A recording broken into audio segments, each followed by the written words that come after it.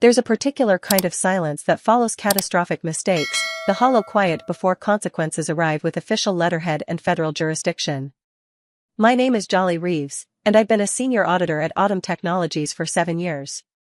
7 years of tracing transactions through labyrinthine accounting systems, 7 years of flagging discrepancies others pretended not to see, 7 years of being the person management calls when accuracy matters more than convenient narratives. My workspace occupies a corner office with glass walls, positioned where I observe the entire audit department without drawing attention. The view has taught me that corporate hierarchies operate on performance theater more than actual competence. Director Claudia Westbrook entered my office on a Tuesday morning without knocking, an act of casual dominance she'd perfected through years of believing her title justified rudeness. She wore expensive tailoring and an expression that blended impatience with dismissal, the signature look of executives who mistake authority for intelligence. Jolly, I'm reassigning the Silverton Industries file. Her manicured nails tapped against my doorframe in rhythmic condescension. You're too cautious for this engagement. We need someone who understands strategic flexibility in compliance interpretation. I glanced up from the audit file spread across my desk, a tangled mess of revenue recognition irregularities that had been triggering alarm bells in my professional instincts for 3 consecutive weeks. The numbers told a story Audit Technologies desperately didn't want documented. Strategic flexibility? I kept my tone neutral, professional. Claudia, this file contains at least 5 material misstatements requiring immediate correction before quarterly filing. The timing discrepancies alone could trigger. She interrupted with a dismissive hand gesture. That's your fundamental problem, Reeves. You manufacture catastrophes from minor technicalities. Audit Technologies didn't achieve market dominance by cowering before hypothetical regulatory concerns. The smugness saturating her voice could have filled an auditorium. She adjusted her designer blazer, probably worth more than my car payment, and delivered that particular smile executives use when convinced they've won arguments through rank rather than logic. Who takes over the file? I already knew. Vanessa Sterling. She grasped the nuances of outcome-oriented auditing. Translation: Vanessa would approve anything that protected executive bonuses and maintained stock valuations. I leaned back, fingers steepled, observing Claudia with the calm that comes from extensive preparation. 7 years studying corporate behavior patterns had taught me that people like Claudia Westbrook operate on predictable cycles. They confuse short-term victories with sustainable strategy. They mistake compliance with competence. And critically, they never read the documentation footnotes. I'll transfer all materials to Vanessa by close of business, I said quietly. Claudia's eyebrows lifted slightly, surprised by my immediate capitulation. She'd anticipated resistance, wounded pride, some dramatic defense of professional territory. Instead, I gave her exactly what she thought she wanted: seamless compliance. Excellent. She turned toward the door, paused at the threshold. Perhaps this teaches you that auditing serves business objectives, Jolly. Not the reverse. The door clicked shut, punctuating her philosophy, a worldview destined to age like fruit left in summer heat. I sat motionless for exactly 3 minutes, absorbing the ambient keyboard sounds and muted phone conversations filtering through office walls. Then I opened my secure email and drafted the most consequential communication of my career. Being cautious, being the auditor who actually reads every footnote, traces every transaction to source documents, and maintains contemporaneous records of every conversation, develops a particular institutional memory. You notice patterns. Irregularities existing in spaces between official reports and actual practice. 3 months prior, I'd submitted detailed concerns about Audit Technologies' revenue recognition practices to the Internal Compliance Committee. My memorandum had been comprehensive, referenced, supported by specific transaction examples. It had also been quietly buried by Claudia, who'd assured the committee I was being unnecessarily conservative and that she would personally monitor any required adjustments. She'd monitored precisely nothing. I retrieved that original memorandum now, along with 17 supplemental documents I'd continued compiling despite Claudia's dismissal of my concerns. Call it professional paranoia. Call it compulsive documentation. Call it whatever helps you rationalize ignoring warnings when disaster approaches and leadership is too busy polishing their credentials to check navigation charts. My email to the Financial Oversight Review Board was succinct. Professional. Meticulously referenced. I outlined the concern timeline, specific regulatory violations identified, internal communications documenting my attempts addressing issues through proper channels, and the ultimate reassignment specifically because I wouldn't overlook material violations. I avoided editorializing. Facts spoke with sufficient volume. Then I copied the regional regulatory authority on the message, along with our external audit firm Whitfield and Associates. Not as primary recipients, that would appear too aggressive, too obviously retaliatory. Just courtesy copies, the professional loop closing any diligent senior auditor might reasonably execute when removed from a significant engagement. The send button clicked with satisfying finality. I began transferring audit files to Vanessa Sterling, complete with detailed handover documentation recording every concern, every unresolved question, every thread requiring investigation. Professional courtesy demanded thoroughness. If Vanessa chose ignoring those notes, that became her professionally documented choice. Office operations continued with typical Tuesday rhythm. Claudia conducted her weekly status meeting, performing her favorite monologue about driving results and strategic thinking. Vanessa accepted the Silverton file with visible enthusiasm, clearly viewing this as her opportunity proving indispensability to leadership. The finance team continued their elaborate dance moving numbers between columns in ways technically complying with form while violating spirit. I worked quietly, maintaining normal routines with the calm that comes from knowing you've already played your only move. Chess players call it a quiet move, a piece repositioned not for immediate impact, but to control the board 3 turns later. Day 1 passed uneventfully. Day 2 brought an email from Vanessa asking if I'd actually meant flagging all these items in my handover notes, or if I was perhaps being excessively detailed. I replied with professional warmth that yes, I'd meant every flag, and thorough documentation protects both auditor and organization. She didn't respond. Day 3 started normally. Break room coffee tasting like it had been brewed during the previous administration. Morning emails about meeting schedules and updated training modules. The comfortable monotony of corporate existence. Then, at 10:47 a.m., Claudia's office door burst open with sufficient force to make several people glance up from their screens. She crossed the audit department floor like an approaching storm system, her expression oscillating between panic and fury. Her designer composure had fractured completely, revealing wild-eyed desperation of someone watching their carefully constructed narrative collapse in real time. Jolly. My name emerged strangled. My office. Immediately. I saved my work with deliberate calm, stood, smoothed my blazer, and followed her across the floor. Every eye tracked our movement. The office grapevine would flourish within minutes. Claudia's office resembled a paper explosion. Documents covered every surface. Her computer displayed what appeared to be an extremely official email bearing a government seal. Her hands trembled slightly as she gestured toward chairs across from her desk. Why did the regulators show up unannounced in my office? The question emerged as both accusation and plea. Why are they asking specifically about the Silverton file? Why do they possess copies of internal memoranda I've never seen? I settled into the chair with practiced composure, folding my hands in my lap. I assumed they're conducting routine compliance review. Routine? Her voice climbed an octave. They have a comprehensive file, Jolly. Dates, transaction details, communications logs. They asked me why I reassigned you from the Silverton audit. They asked specifically about revenue recognition practices and whether I'd received warnings about potential violations. What did you tell them? I told them. She faltered, recognizing too late that any answer would incriminate her. Admitting she'd received warnings documented her negligence. Denying them constituted lying to federal regulators. The silence stretched between us like a chasm. Claudia, I said gently, I provided the Oversight Review Board with a summary of my concerns about Autumn Technologies accounting practices 3 days ago.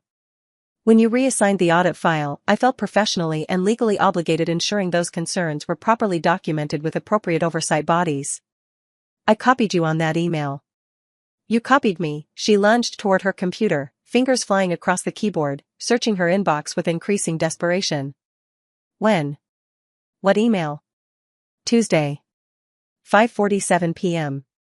Subject line, Documentation of Outstanding Compliance Concerns re, Silverton Industries Audit.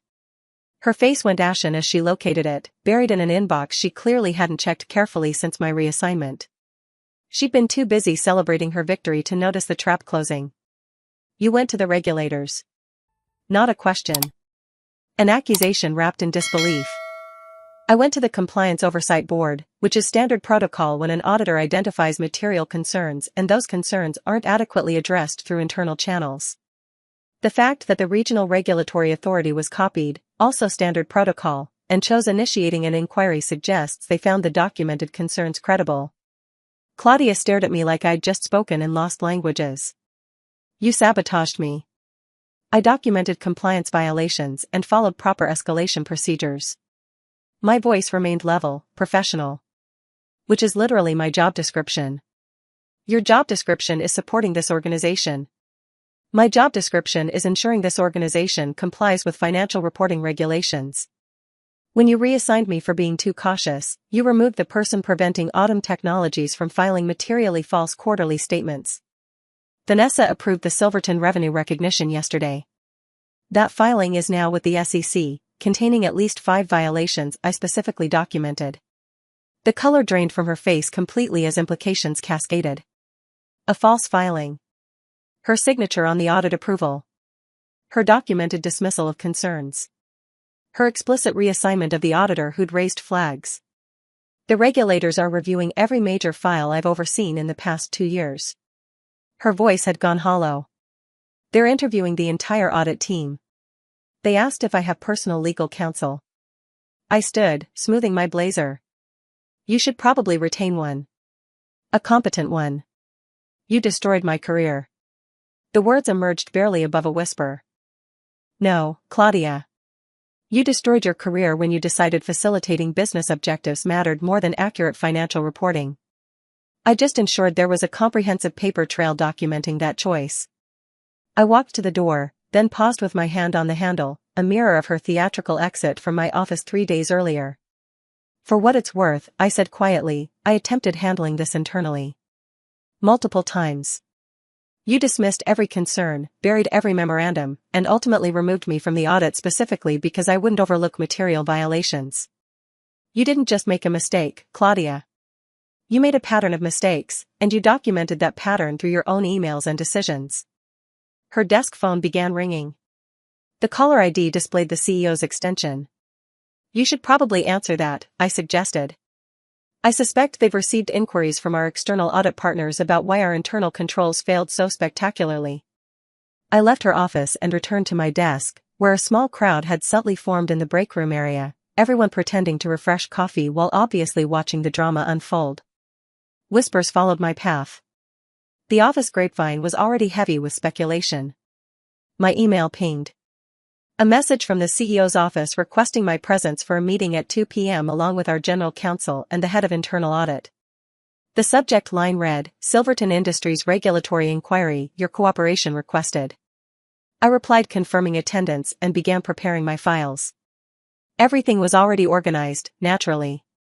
Chronologically sorted, cross-referenced, backed up in 3 separate secure locations. When you're the cautious one, you develop habits. The afternoon meeting lasted 3 hours. I walked them through the timeline methodically, my initial concerns, my escalation through proper channels, the documented dismissals, the reassignment, my final compliance filing. I provided copies of everything, including communications I'd maintained outside the corporate email system as a precaution against selective deletion. The general counsel asked if I'd been pressured to alter my findings. I confirmed I had been, and provided documentation. The head of internal audit asked why I hadn't approached her directly. I pulled up the email I'd sent her 6 weeks ago, the one she'd forwarded to Claudia with a note saying please handle, and watched her face change colors. The CEO, a silver-haired man named Frederick Langford who usually communicated exclusively through delegated subordinates, studied me with something approaching respect mixed with calculation. Ms. Reeves, he said carefully, your actions may have prevented significant legal exposure for Autumn Technologies. They also precipitated a regulatory inquiry that will be costly and disruptive. I'm uncertain whether to thank you or terminate you. With respect, Mr. Langford, the regulatory inquiry was inevitable. The violations existed independent of my reporting. I merely ensured they were discovered through proper compliance channels rather than through catastrophic failure during an SEC investigation. The first scenario is survivable with corrective action. The second scenario ends in criminal charges and organizational collapse. He leaned back in his leather chair, fingers steepled an unconscious mirror of my own habitual gesture. What would you recommend as next steps? Full forensic review of all audits Claudia Westbrook supervised in the past 24 months. Immediate retention of specialized counsel for regulatory response. Voluntary disclosure of any additional violations discovered before regulators find them independently. And a comprehensive review of how internal compliance escalations are handled, because multiple people failed to act on documented concerns. Including you? The question came from the general counsel, sharp and probing. My failure was assuming that following internal channels would result in action. I corrected that failure by escalating externally when internal mechanisms proved inadequate. I accept responsibility for not moving faster, but the systemic failure here extends far beyond any individual auditor. The meeting concluded with carefully worded appreciation for my cooperation and a directive to make myself available for ongoing inquiries. I was neither terminated nor explicitly thanked. Corporate limbo, where most truths reside. Over the following weeks, the situation unfolded with slow-motion inevitability of an avalanche. The regulatory inquiry expanded. Claudia Westbrook was placed on administrative leave, then quietly resigned before formal termination could stain her record further. Vanessa Sterling, who'd approved the problematic filing, was reassigned to internal projects pending review. The forensic audit uncovered 18 separate violations across multiple client files, ranging from minor timing discrepancies to significant revenue manipulation. Audit Technologies settled with regulators for a substantial fine and agreed to enhanced oversight procedures. Several executives departed. Frederick Langford survived, barely, by demonstrating he'd been systematically misled by his audit director. My role evolved. I was promoted to interim director of audit operations with a mandate to rebuild the department's credibility. The irony wasn't lost on me, the person deemed too cautious now charged with establishing standards for the entire organization. I instituted mandatory training on escalation procedures. Created anonymous reporting channels that bypassed direct supervisors. Established regular compliance reviews with external oversight. Made it clear through policy and practice that raising concerns would be viewed as professional excellence, not organizational disloyalty. The office culture shifted slowly, like an enormous ship adjusting course. People began flagging issues earlier, asking questions more freely, pushing back when pressured to overlook irregularities. The transformation wasn't dramatic or immediate, but it was genuine. 6 months after that Tuesday morning when Claudia reassigned my audit file, I received an email from the Regional Regulatory Authority. A commendation for professional integrity and adherence to proper escalation protocols.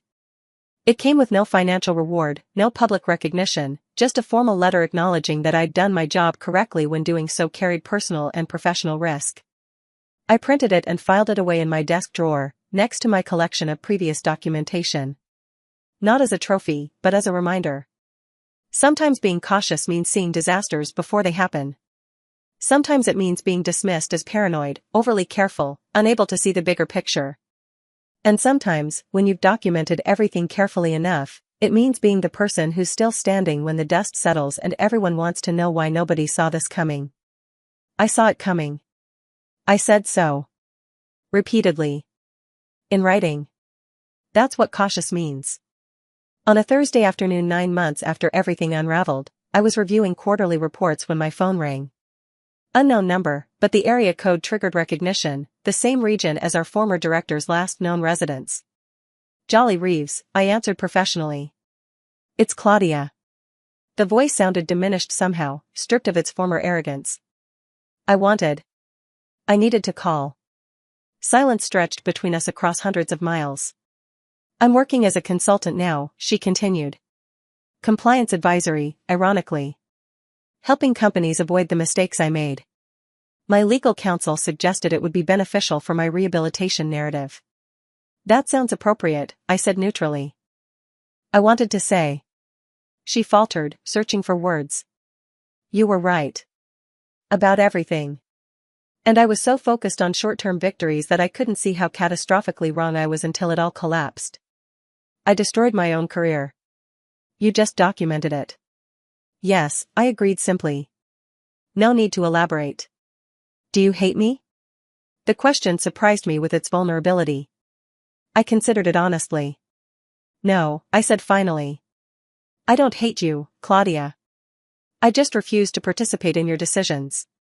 There's a difference. I don't know if that makes me feel better or worse. It's not meant to make you feel anything. It's just the truth. She laughed, a bitter sound. You really are exactly who you appear to be, aren't you? No hidden agenda, no elaborate revenge fantasy. Just a person who does their job correctly and documents everything. That's all I've ever been. It's terrifying, she said quietly. People like you. Because there's no negotiating, no compromising, no finding the angle. Just competence and standards and consequences. The consequences came from your choices, not my documentation. I know. A long pause. I'm sorry. For what it's worth. I'm sorry I dismissed you, undermined you, and tried to make your integrity seem like weakness. I accept your apology, I said, and meant it. I hope your consulting work goes well, Claudia. Genuinely. Thank you. She sounded surprised. Why would you wish me well after everything? Because people can learn from mistakes and do better. Because holding grudges serves no purpose. And because the goal was never to destroy you, it was to stop the violations and protect the organization. You just happened to be the person standing between those objectives. She ended the call shortly after, and I returned to my quarterly reports. The numbers aligned correctly now, transparent and defensible. The kind of boring, accurate financial reporting that lets organizations function without regulatory crisis. Some people mistake excitement for excellence, drama for importance. They chase the adrenaline of deadline miracles and last-minute saves, treating compliance as obstacles to overcome rather than standards to maintain. I prefer boring. Boring means the systems work. Boring means nobody's scrambling to explain material misstatements to federal regulators. Boring means the organization survives to operate another quarter, another year, another decade. That evening, I left the office at exactly 5:30 p.m. No crisis demanded overtime. No regulatory emergency required immediate attention. Just a normal Wednesday evening at a functional organization with proper controls.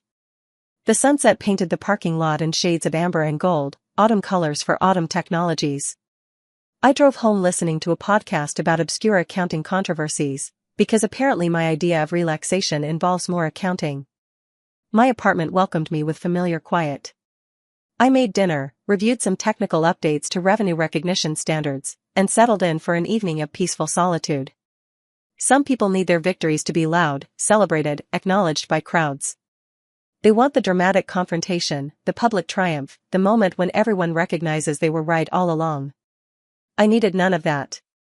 My victory was simple: I'd done my job correctly despite pressure to do otherwise, and the organization was better for it.